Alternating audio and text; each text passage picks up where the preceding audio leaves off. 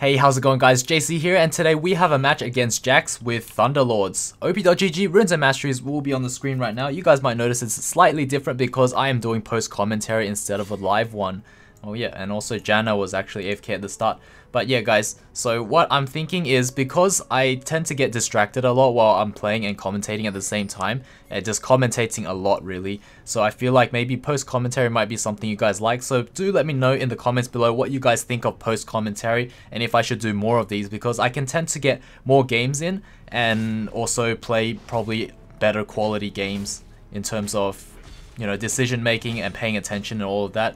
I wouldn't have those moments where I'm distracted and then I don't actually play properly, I misplay, and then I commentate at the same time. So let me know what you guys think. So yeah, once I get Fury, I just go on the JAX, but I don't spin in. And then once he pops his E, I pop my E as well, and then just spin away, and that's it. And now you have lane dominance. So now if the JAX tries to CS, you just auto him, and that's it. You also have Ignite advantage, and he doesn't. Also, Doran's shield is just so strong for trading, so there's all of these things going for you.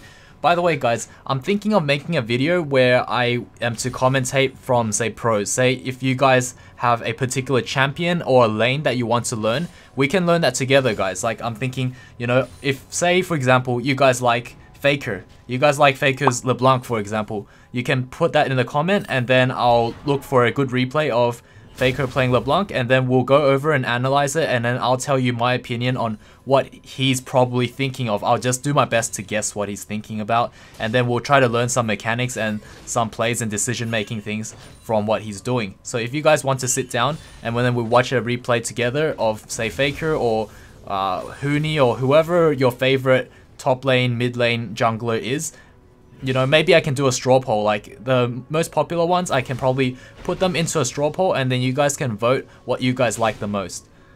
But yeah, in terms of this lane, it's pretty resident sleeper, so it's really just rinse and repeat. You auto him, and then once he E's, you just spin away. If he jumps on you, see he jumps, then he'll back away, because if he doesn't, I still have my Q heal and my Ignite, and I will still win because I'm in my minion wave. So in that sense, he will always back off guys. It's very safe to do this thing. So that's just the JAX matchup in a nutshell. If he jumps in, he has to be very careful. He has to land that stun, and then he also puts his life at risk. This part's actually pretty funny. He goes to ward it, and then that's just a free first blood. That's pretty funny, but you know what? If you can just rinse and repeat, like, since I was level 3, he's level 4, there's a big wave, it's just going to crash into my tower, and after that I will slow push back to him and I'll be level 5, and then I'll just keep doing that until he goes out of mana. Eventually I'll kill him and dive him with ultimate. So that's just how the matchup goes guys. The thing is, obviously because he has teleport, he can probably outplay that, so it is a skill matchup, so it depends on how you guys play it. But also this match, you guys can pay attention to the Xayah. The Xayah actually carries really hard, and she also BMs me a lot. Like, she calls me trash, tells me to go kill myself, and all of that nasty stuff. So that happens, and you know, I just put the mute button on. The thing is, she kept going in the end score screen, so that was pretty unfortunate. She was able to do that without, you know, the mute actually coming into effect. And it's really nice that the Elise is actually ganking for me. So it's actually a nice turn of event where my jungler is actually camping the JAX instead of I'm getting camped, which, you know what, usually when I get camped I can survive most of the time, like the majority of the time. If I was to face check, I'd probably die as well, but I think I would have warded a lot earlier than that, so I wouldn't have face checked at that timing. I would have actually warded around the 3-minute mark, I believe, or around maybe 2-minute 55. That's probably pretty safe. Like, Elise could actually be there at 2:55. I've seen Elise's be there at maybe like 2:50. So you have to be really careful with Elise. That's the only jungler that can clear super fast and be at your top lane bush at that timing, guys. Every other jungler 3-minute ward is pretty safe. Maybe Lee Sin is another example of a person that can actually clear really fast. So you guys have to watch out for that.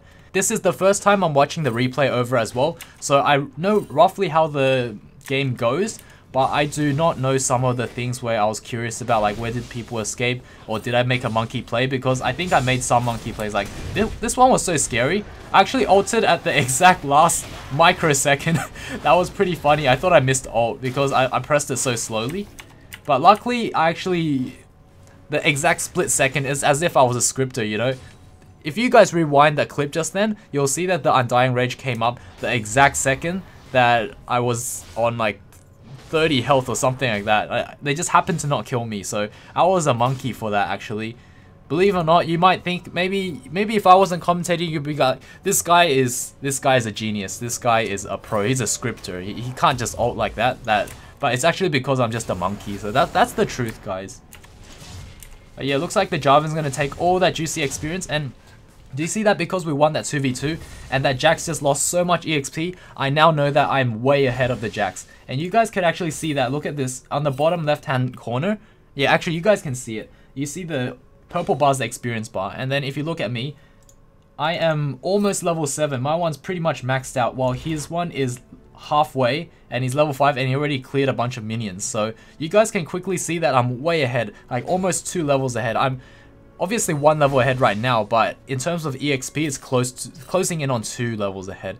So that's just the power of losing 3 waves of minions, or at least the Jarvan actually just wave cleared that really fast, so it completely screwed the JAX over. That's why if you're a jungler, you shouldn't do that. Also, this game, my bot lane feeds really hard. The mid lane is decent, and then the jungler just kept getting caught out after the beginning. So that's basically the rundown or the summary of the game.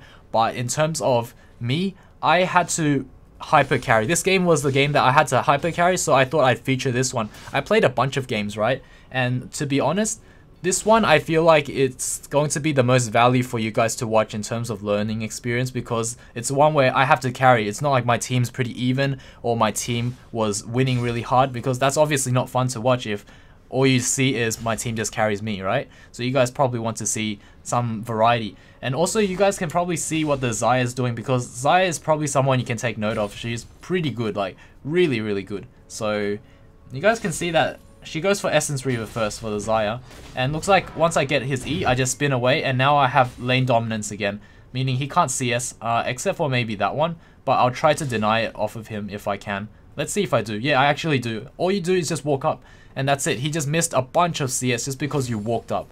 And if he does walk up and fight you, you just all in him, because he has no E at that point. When you have lane dominance, he has no E, so you just fight him.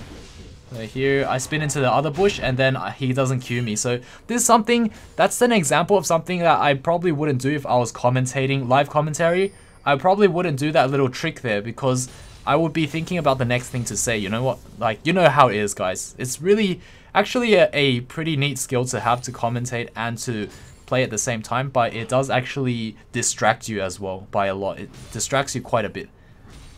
But then, don't get me wrong, sometimes when I'm commentating, it also reminds me of things that I need to do. See, I just keep doing the spin into bush trick. It's just something that I naturally do when I was climbing to Diamond 1. And I'm just trying to incorporate that playstyle just to get out of this Diamond 5, because right now, with me commentating and, you know, playing, it seems to be a very slow experience, so I need to speed things up. So, I'm actually, right now, after this game, I'm 1-1 in promo series, so I already got back into promo series after losing to 40 LP. So hopefully, if I was to win the next game, I'd be Diamond 4. If I was to lose, then I'd be Diamond 5, but I'm very confident that I can get it back up. It's just that it depends on my, I guess I have to either be lucky and commentate live, or I have to just not commentate and hyper carry. So I don't know, maybe once I get more used to commentating live, probably it just takes practice, guys. I think that's what it is. In order to just talk non-stop and to, you know, just be more educational, I'm hoping that it doesn't take away from the quality of the videos if I was to do a post commentary instead of live. I don't know if you guys could probably give me some feedback. Maybe I'm sharing too much information in terms of this entire 5v5. If I was sharing too much information, maybe you guys don't want me to share that much, but that's the style I'm going with, so hopefully you guys like it. And this is the kind of style that I'll be going with if I was to spectate a pro or someone with a... If there was like a new champion. If there was a new champion that we want to learn and we can learn it from a pro, then I'll probably do this kind of spectate and this kind of commentary as well. Because I'll just basically tell you guys what I think they're trying to do. Not necessarily what they're thinking, but to the best of my ability would just analyze it and see what they did right and what they did wrong. Unfortunately for me, because I'm spectating, I can't see if the W lights up or not.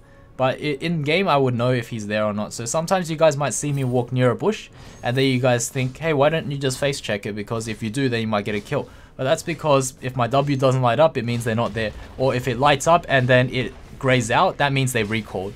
So that's a nice little trick that you guys can learn from basically me commentating here. So that's just an example. And I'm very familiar with all the lanes. Like, I know in terms of what all the lanes need to roughly do, I have a basic understanding. So I feel like I can spectate and commentate on a support role of any champion or a mid lane or a jungle, you know. Although I might not know why they're doing that right away, but after I see it happen and then I see the effects of it, I can probably explain it to you guys. So that's what I'm thinking of doing. So yeah, really unfortunate, right? This is what happens. So bot lane lost really hard, and then you guys can see something very familiar. The ADC goes top. It's so annoying for a top lane to see this. And luckily we see the support mid, so you know, the tower's not going to go down right away, but if the Morgana was to come top as well, that tower is just instantly gone. So we'll see what happens here. This is a pretty interesting turn of events here. So also do note that, do note that I have 2,000 gold at the moment banked up, and JAX has bought and is at 5,000. Or 500 rather. So I see the Xayah, she's mid. And what you can do is you can start just controlling the whole wave. Or I think I want to back off and just buy items right now. Yeah, that actually makes sense because I have so much money. And I have enough to buy static shiv and boots. And I want to start roaming very soon because that is the mentality, guys. If your bot lane is this, you need to go bot very soon. If you don't go bot, it's going to go really south because look this. Look this. Anyways, the blue team is 7. And then your team is 3, so you can quickly see that if you don't do anything, if you don't hyper carry, your team's just going to lose slowly because it is a diamond game. It's not like things are going to just go random and people are going to throw in both sides. That's probably, say, bronze or silver, then you'd probably have a chance of just sitting back and then you might even win.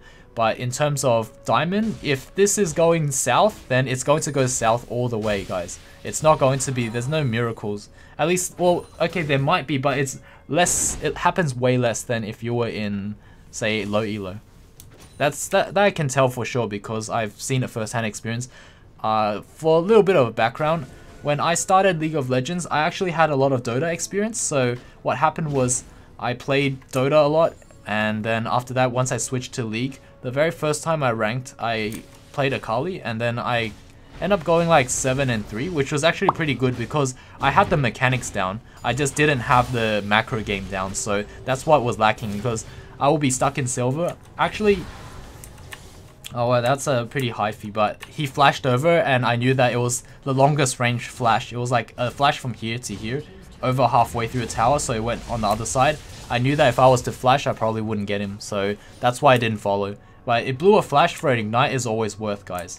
But yeah, like I was saying, when I started playing Dota, what happened was I played in primary school all the way to high school, and then after that we switched over to League of Legends, and once I got into ranked, I went 7 and 3 in my very first placements on my main account ever. It was on the NA server, laggy as crap. I had good mechanics, but I had really crap macros, so my CS was, say, around 80 in 20 minutes, you know? Some silver elo crap, you know? But I slowly learned, and out of those placements, I got silver right away, so I actually never knew what it was like to be bronze. So I've never actually been to bronze even first time playing League. But you know, it's good times anyways. And once I learned the macro game, and the very first streamer I watched was Wings of Death, and he was very informational as well. I don't know if he is now, because I stopped watching him, but he was the one that got me to climb all the way to plat, high plat, and that's where I ended up on the NA server. So with like, say, 200 to 300 ping, that's what I was stuck at. I was able to climb all the way to plat 1, and then once I switched over to the OCE server, the ping was just so good, you know, 18 ping. So there's no complaints there. Okay, so I see I'm getting surrounded, I just back off. Pretty simple stuff, especially because you can see it all the way there. And when this is not watered, you have to be super paranoid. So that's the thought process behind what I did there. And you know, I'm safe. And then I can just keep pressuring top and force someone to stay here while I get stronger and stronger. And I get more map control by pushing up this far. So what was I saying? I actually lost my train of thought. I don't know what I was saying, crap. Oh yeah, actually, I remember now. I think I was talking about Wings of Death, right? I was talking about how he's the one that was pretty educational. I think in terms of my commentary style, I was inspired by Wings of Death, and that was about 5-6 years ago. So what happened was I got to plat 1. Okay, actually, I already said this part. God damn it. Wait, is this the part where I get a quadra kill? I think it is, guys. It might be. When I don't commentate this night, I got 2 quadra kills. But when I commentate, I never get a single one. So we'll just watch this. I'm just avoiding all the Ori balls. And then at this point, I see that Ori ball. I thought... So I ulted there because I saw the Jarvan ult. And I also saw the Ori ball. So I thought I'll get one-shotted from less than half. But I actually end up getting quadra kills. So that's really nice. But yeah, guys, my commentary style was inspired by Wings of Death, and that got me to climb all the way to plat 1 in NA. After that, I transferred over to the Oceania server where I was 18 ping, and you know, obviously without a doubt, if you're like hard stuck in plat 1, you can definitely get Diamond 5. So when I transferred over, I played all the way through plat 5 all the way to Diamond 5, and then I basically got stuck there for a long time. So that's that.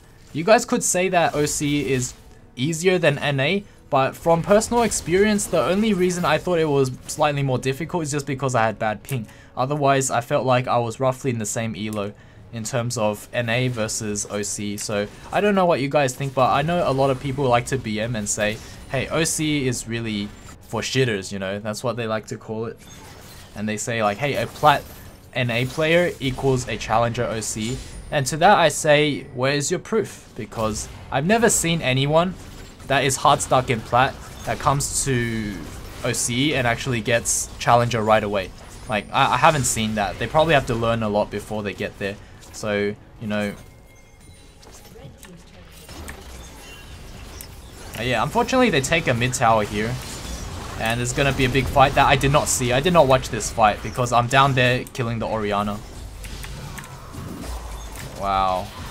Kassadin's so ham, right? So good. Oh, I was very happy. I was a happy chap. I don't know if I kill the Ori here though. I don't think so. Okay, I get a safe red buff. And then the Elise comes down. Alright, very interesting. So we were just split pushing this whole time, and that's what makes you stronger. As Tryndamere, you split push, you get more map pressure, you get more map vision, you also pull one down, and then you get objectives if they ever slip up. So if you were to team fight, probably not as strong, but if you were to always be split pushing, you'll just get really strong and just fed and have plenty of CS for no reason. So right now I'm at 191 at 20 minutes, so that's decent. But I think I'll get a lot more later because the more you split push, the more CS, and you're going to be just exponentially stronger. So I see people on the map, I see that this is relatively safe, so just keep pushing, guys. So you can see the assist ping from the enemy. That means that JAX is like, the JAX is just crapping his pants, he's scared of me. Wait, I think I make a boosted play here. Oh wait, actually no, that probably later. I know that in this game I did make a boosted play, or 2, or 4. I just make some boosted plays, so do expect that. It is coming, guys. But yeah, had to win a bunch just to get back into the promo series, so it's pretty sad. Before this, I was at 99 LP. That's where Riot put me. So after I had the AFK, and then I had the person that ran it down mid. So one was the Ashe that went AFK at 4 minutes, and then the Singe that ran it down mid. And then I had a support game, so I was at 40 something LP. Then I won a bunch, and that was at 99 LP. That's just Riot like flipping me off basically. So I did all of this without any commentary, so I was just like on full tryhard mode and just focusing, so I end up winning a bunch of games. And this is in the promo series, so I think before this one I had a Renekton game, so it was a Tryndamere versus Renekton, and my team literally just fell apart and I wasn't able to kill the Renekton, you know, convincingly. I wasn't able to beat him convincingly, so I think what happened was there was like 4 top, and then they just pushed all my towers in, and that was it, because bot lane had lost both towers as well. Once bot lane lost both towers, and then my jungler was feeding, my bot lane was feeding, you know, pretty much game over, guys. That's what I remember. I remember I had one of those games pretty recently, so it might have been that one, or might have remembered it wrong. And wow, I hit really hard. I already have the eye edge because I'm 5-0, and I have 212 CS at 22 minutes, so pretty good. And yeah, just E away every time he E's. Oh yeah, this is the boosted play, guys, watch. This is where I was completely boosted. So I get rooted here, I ult. And then I flashed to finish her off, but then she was in her ult mode. And then she flashed away, so That was sad times, guys. That was very depressing. And I actually did not have Ignite. See, it's still on a 7-second cooldown. If I had Ignite, she would have been dead as well. Unfortunate, and also kind of boosted on my part, because I could have opted to just spin away. If I E away, that Xayah has nothing to catch me. I could also flash away as well. And we're gonna see this fight because that JAX just teleports. So the Jhin gets a kill on the Jarvan. Very nice for us because I'm on the Jin's team. Gonna see how the Kassadin. Wow, the Kassadin just goes in. That's just Kassadin, guys. OP, OP. He backs off and then he probably goes back in again. Holy crap! That Kassadin though, Kassadin carry, guys. Take notes of this Kassadin. What a beast! I like how he plays his team fights. I like that style. Although, if it was to fail, it will look completely boosted because he went super ham. And if anything goes wrong, so at this point, because I'm not commentating, I'm more focused on talking to my team. So what I did was I said, I just need one person to come and Baron with me, and then the Elise volunteered, and I told the rest, keep pushing or take Drake, do not come to Baron, just me and one other person is enough. And that was the communication, but I guess the Janna, she doesn't need to come. So yeah, this is a free Baron because of the beautiful Kassadin play there. So in terms of that, we did have someone decent on the team because, you know, the bot lane's what? The bot lane's 2 and 9 right now. And then the enemy ADC, I guess not looking so hot either. But she does pop off. Let's just say she does pop off really well. And makes the game really hard for me. And very stressful as well. It's a very close game and very fun to watch game that in my opinion anyway. So hopefully you guys will like it. Kassadin teleports and gets binded right away. And then goes ham. Wow. The Jarvan has ult. So I guess he's saving it. Let's see, like Riftwalk is 3-second cooldown. I guess it's not going to be enough time for them to kill the Kassadin inside the Jarvan ult. So at this point I'm just taking free towers because I have the Baron buff and they're just like ping, like, you know, help.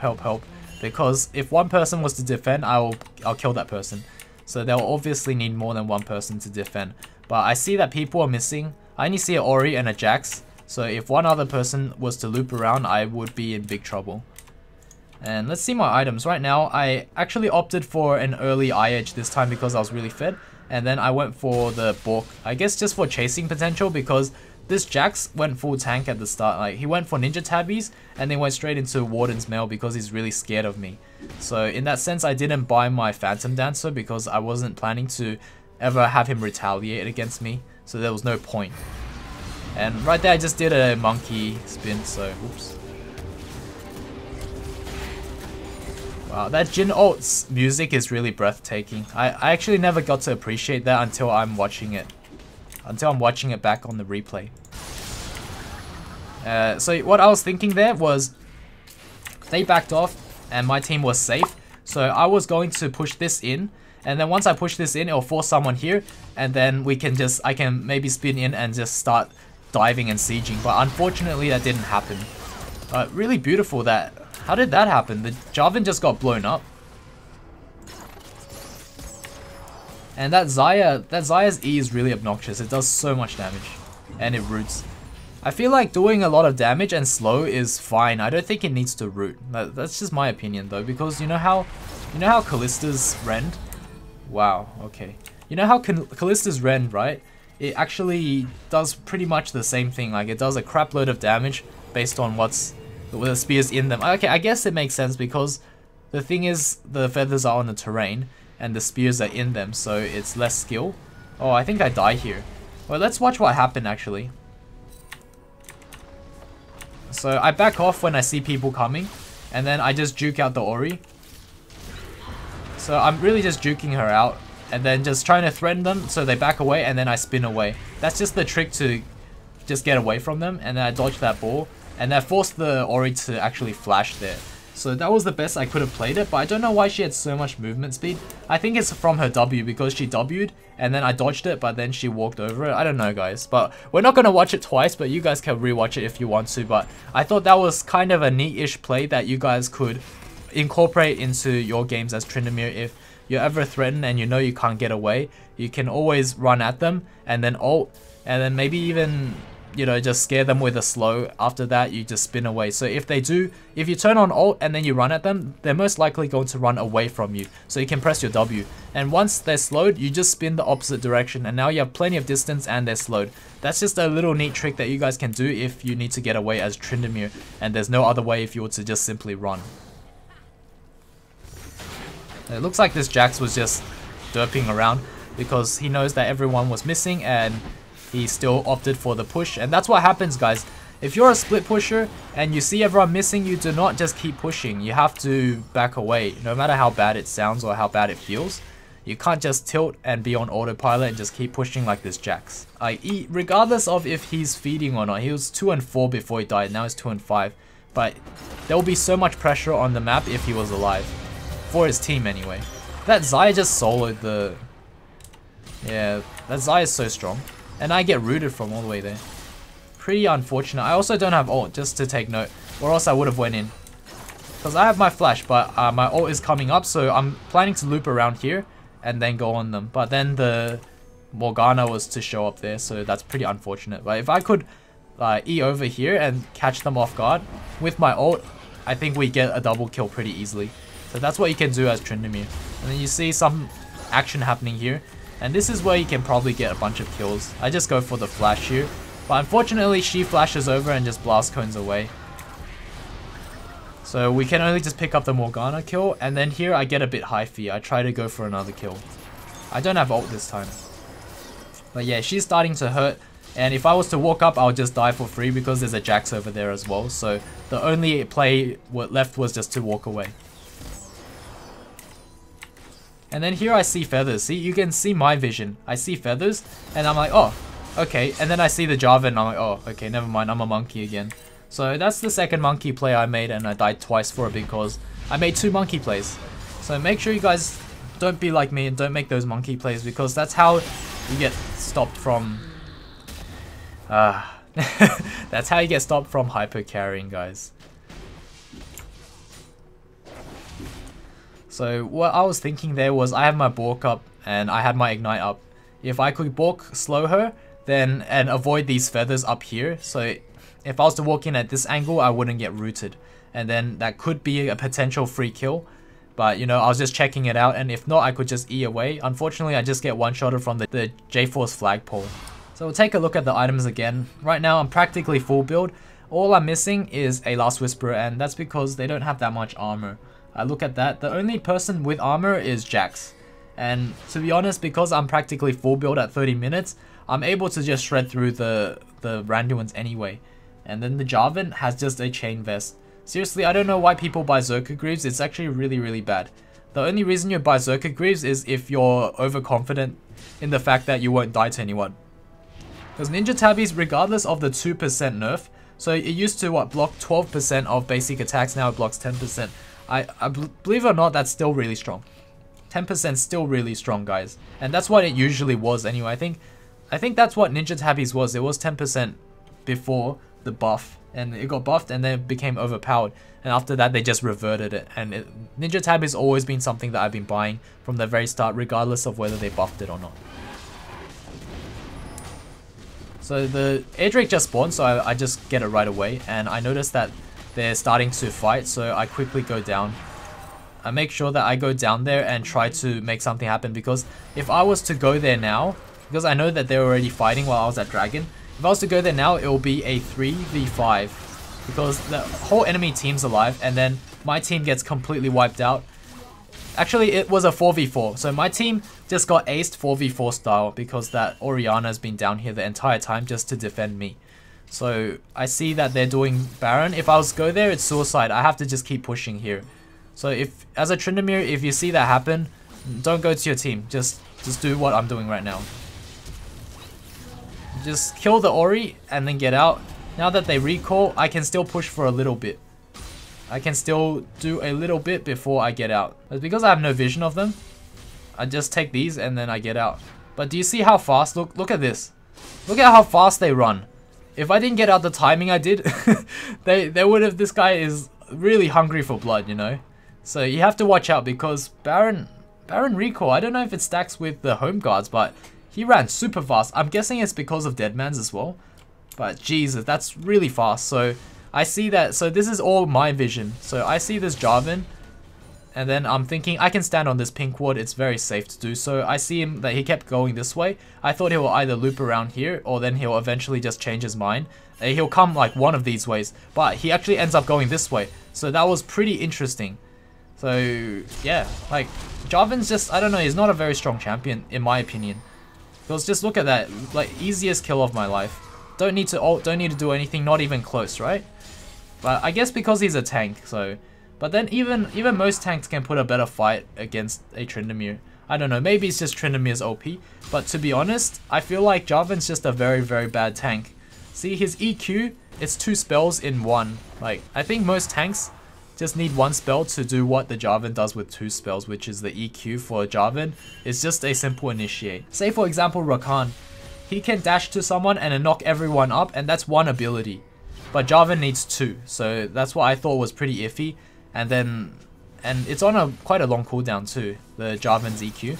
And then he has an ult. Well, I guess that's an extra gap closer, so it's decent, but it's nowhere near as good as, say, the other tanks, I feel.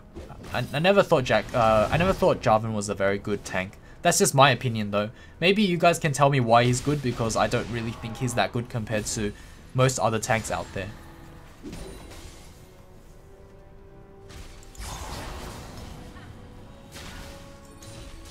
So you guys can see that the assist pings are from the enemy team. The JAX is just crapping his pants right now. He's like, I need help, I need help. And then the team's like, nope. Actually the Jarvan comes. Oh, is this my 3rd monkey play? It is, eh? Oh wait, do I get out?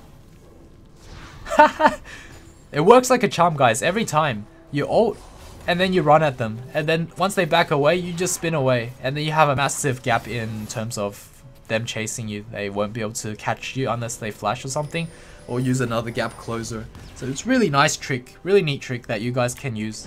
So right now you guys can see the scores, just so there's a little bit of an update here. And for me, I get the red buff, and it looks like, okay, so I'm hungry for blood. I get the red buff, and then I see the Orianna.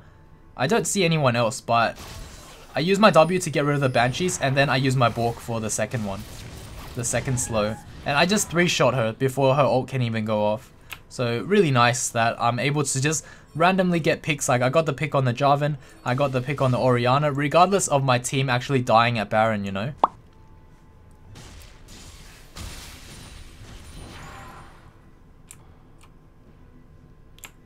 Oh yeah, by the way, the death that I had here where the Xayah was using her ult and then she flashed away, after she killed me, she just called me trash or something, like garbage Tryndamere or something like that. And then I was like, oh okay, I'll just mute her right away, and then problem solved.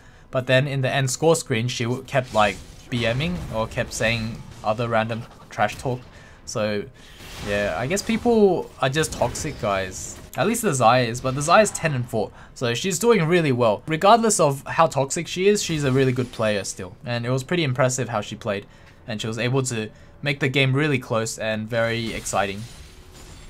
So it was a very close game because of her, but I had to turn the tides and make it close.